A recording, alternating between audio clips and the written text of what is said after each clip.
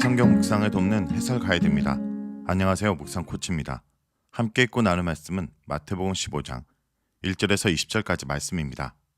바리새인과 서기관들은 예수님의 제자들이 손을 씻지 않고 음식을 먹어서 장로들의 전통을 어겼다고 항의했습니다. 이에 예수님은 조상의 전통을 내세워 하나님의 계명을 어기는 그들의 위선을 꾸짖습니다. 1절에서 9절 읽겠습니다. 그때 바리새인들과 서기관들이 예루살렘으로부터 예수께 나와 이르되 당신의 제자들이 어찌하여 장로들의 전통을 범하나이까? 떡 먹을 때는 손을 씻지 아니하나이다. 대답하여 이르시되 너희는 어찌하여 너희의 전통으로 하나님의 계명을 범하느냐? 하나님이 이르셨으되 내 부모를 공경하라 하시고 또 아버지나 어머니를 비방하는 자는 반드시 죽임을 당하리라 하셨거늘 너희는 이르되 누구든지 아버지에게나 어머니에게 말하기를 내가 드려 유익하게 할 것이 하나님께 드림이 되었다 하기만 하면 그 부모를 공격할 것이 없다 하여 너희의 전통으로 하나님의 말씀을 폐하는도다. 외식하는 자들아 이사야가 너희에 관하여 잘 예언하였도다. 일러스되 이 백성이 입술로는 나를 공경하되 마음으로 내게서 멀도다. 사람의 계명으로 교훈을 삼아 가르치시니 나를 헛되이 경배하는도다 하였느니라 하시고 1절에서 9절은 바리새인들의 전통에 대한 비판입니다. 바리새인들과 서기관들이 예루살렘에서 예수님을 조사하게 왔습니다. 바리새인들과 서기관들은 예수님의 제자들이 빵을 먹을 때 손을 씻지 않음으로써 장로들의 전통을 범했다고 따집니다. 장로들의 전통은 유대교에서 바리새 운동을 이끈 원로들의 가르침을 의미하며 이 전통은 과거부터 유대인들을 거쳐 내려왔습니다. 구약은 제사장들이 성막에 들어가기 전에 씻도록 규정하고 있지만 원래 일상생활을 위한 규례는 아니었습니다. 그러나 포로기 이후 이방 문화에 강하게 노출되면서 유대인들은 신앙의 순수성을 지키기 위해 제의적 정결을 강조하기 시작했습니다. 경건한 유대인들은 자신들을 부정하게 만들지 않으려고 정결의식을 철저히 지키려고 노력했습니다. 예수님의 제자들은 빵을 먹을 때 손을 씻지 않았을 것입니다. 바리새인들의 관점에서 제자들이 손을 씻지 않은 제의적 부정이 만지는 음식에 옮겨져 음식이 부정하게 되며 부정하게 된 음식은 다시 그 사람을 부정하게 만듭니다. 예수님은 너희와 하나님을 전통과 계명을 대조하십니다.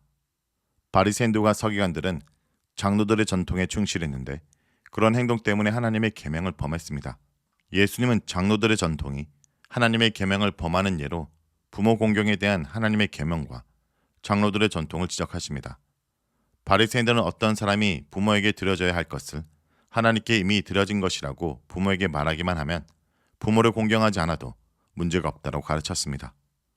5절에서 하나님께 드려진 것은 코르반으로 번역한 헬라어 용어입니다. 코르반은 다른 목적으로 사용될 수 없음을 강조하는 법적인 맹세 기능을 했습니다. 바리새 전통을 사용한 유대인들은 어떤 제사를 하나님께 드린 것이라고 선언함으로써 자기 이외의 사람들이 이것을 사용할 수 없게 만듭니다. 마가복음을 참고해 보면 어떤 사람이 자신의 재산을 코르반이라고 맹세하면 부모는 아들의 재산에 대해 소유권을 주장할 수 없었습니다. 만일 아들이 부모가 죽은 이후 코르반을 자신의 위에 사용해야 할 경우에 아들은 전통을 악용해서 부모를 섬기지 않는 근거를 삼는 것입니다. 그러면 전통을 지키기 위해 부모를 공경하라는 계명을 어기게 됩니다. 결국 하나님께 드림에 대한 장로들의 전통은 하나님 말씀을 폐합니다. 그래서 예수님은 너희의 전통과 하나님 말씀을 대조하십니다. 바리새인들과 서기관들의 전통은 부모에게 아무것도 행하지 않는 태도를 정당함으로써 실제적으로는 제5계명을 어기게 만드는 셈입니다. 이와 같이 바리새인들의 전통이 하나님의 말씀, 곧 하나님의 계명을 어기게 만드는 일이 벌어졌습니다. 예수님은 장로들의 전통에 의존한 바리새인들과 서기관들을 위선자들로 규정하십니다. 그리고 이사야 29장 13절을 인용해서 그들의 행위를 비판하십니다. 이미 예수님은 13장 14절에서 15절에 이사야 6장 9절을 인용해서 선지자적 심판이라는 주제를 강조하셨는데 동일한 목적으로 이사야 본문을 여기서도 사용하십니다. 이번에는 이스라엘 백성이 아니라 바리새인들과 서기관들로 비판의 대상을 좁히십니다. 이사야 29장의 문맥에서도 선지자적 비판은 제사장들과 선지자들, 선견자들, 예루살렘에 있는 백성을 다스리는 너희 오만한 자들이라고 말했습니다. 이 위선은 마음과 입술의 브릿지로 나타납니다. 입술로는 하나님을 공경한다 말하지만 바리새인들과 서기관들의 마음은 하나님에게서 멀리 떨어져 있으며 하나님의 뜻을 가르친다 말하지만 하나님을 위한 행위라는 것은 자신들의 이득을 위한 위선이었습니다. 하나님이 원하지 않으시는 것을 가르치거나 행하고 하나님이 원하시는 것을 행하지 않거나 가르치지 않는 사람들의 예배는 하나님이 받지 않으십니다. 예수님은 사람들이 만든 전통 자체가 아니라 성경의 의도에 벗어난 전통을 만들어 이용하라는 태도를 비판하신 것입니다. 10절에서 11절 읽겠습니다. 무리를 불러 이르시되 듣고 깨달으라. 입으로 들어가는 것이 사람을 더럽게 하는 것이 아니라 입에서 나오는 그것이 사람을 더럽게 하는 것이니라. 예수님은 무리를 불러 듣고 깨닫도록 명령하십니다. 바리새인들과 서기관들은 부정한 음식이 사람을 더럽게 한다고 생각하고 제자들을 비판했지만 예수님은 반대로 말씀하십니다. 예수님은 내면의 정결함을 중요하게 다루십니다. 유대인들의 정결 예법 때문에 제자들이 더럽게 되는 것이 아닙니다.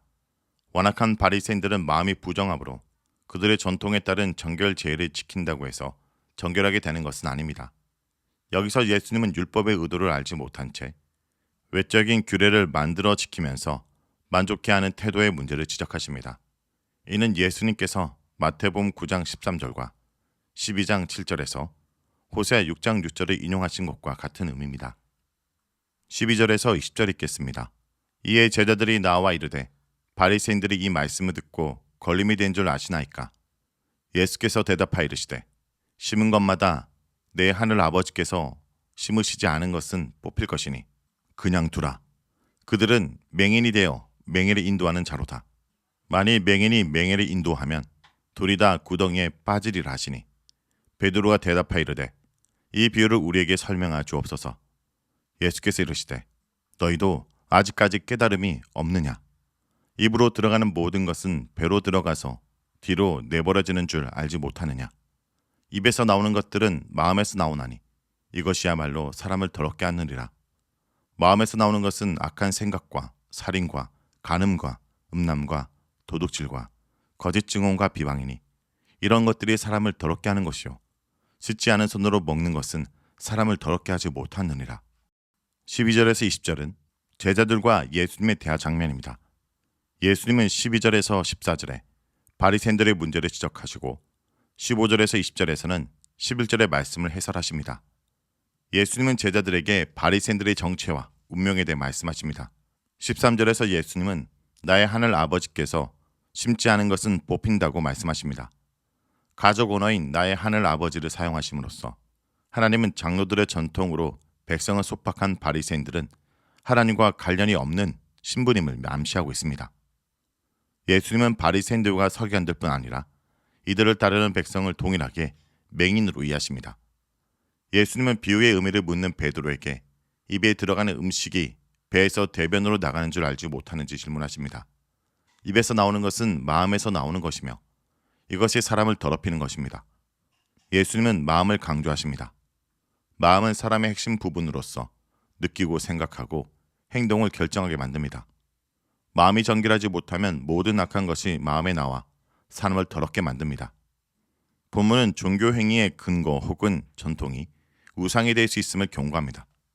장로들의 전통은 그들이 자신들의 안녕을 위해 하나님보다 더 의존하는 대상이므로 우상으로 자리를 잡습니다. 실제 그 당시에 우상을 섬기는 일이 일어날 수 없기에 사람들은 가식적으로 우상 숭배의 죄를 짓지 않는다고 착각할 수 있습니다. 그러나 그들은 하나님 말씀보다 전통을 더 의존했으므로 전통을 우상으로 모신 것입니다.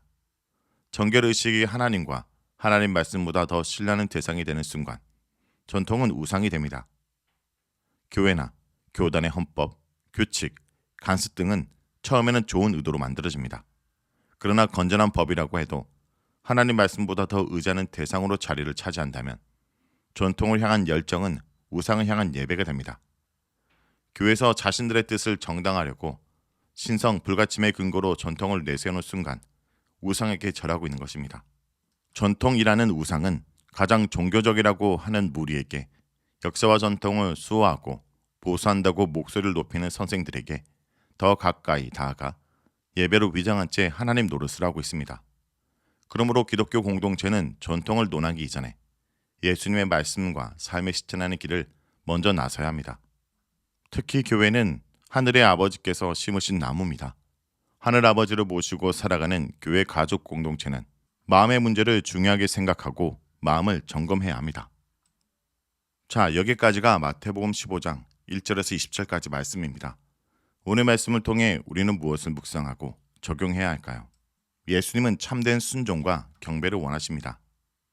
하나님은 형식적인 의식 준수나 입에 발린 경배가 아니라 진실한 마음에서 우러나오며 이웃사랑으로 뒷받침되는 순종과 경배를 원하십니다. 예수님은 하나님께 대한 서원을 빌미로 부모 공경의 책임을 회피하는 이들의 위선을 꾸짖으십니다. 하나님께 드리는 내 찬송과 경배는 어떻습니까? 혹시 예배 한 순수로만 입술의 고백으로만 끝나진 않습니까? 나는 혹시 하나님의 사랑을 핑계로 이웃사랑의 책임을 회피하진 않습니까? 성도 여러분, 오늘 하루도 하나님을 사랑하는 마음으로 부모를 섬기고 자녀를 양육하고 어려운 이웃을 돌보는 일에 최선을 다하는 백성들 되길 간절히 기도드립니다.